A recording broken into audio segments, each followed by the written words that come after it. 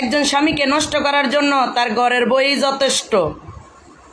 নিজে না খাইয়া বড় মাছের টুকরাটা বাড়ি বইরা স্বামীর জন্য রাইখা দেয়, আর সেই মাছের টুকরাটা খাইয়া শরীরটা গাত্তুম গুত্তুম বানায়া আর এক বেডিগো কাছে যায়। কার দোষ? ঘরের বইয়ের দোষ না?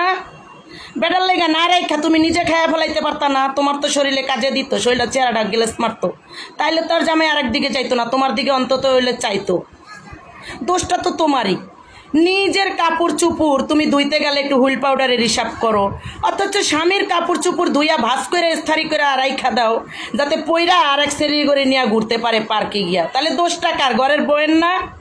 হ্যাঁ, নিজের বেলায় টাইম মেনটেন করো না, অথচ 12টা বাজার আগে ভাত তরকারি রান্না রেডি করে রাখো, স্বামী আইসা খাবে, আবার টাইম মতো ডেটিং মারতে যাবে। তা 10 টাকার ঘরের বউয়ের না?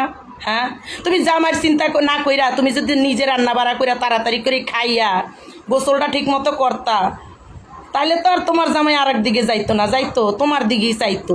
তাহলে 10 টাকার সম্পূর্ণ ঘরের বউয়ের না? হ্যাঁ।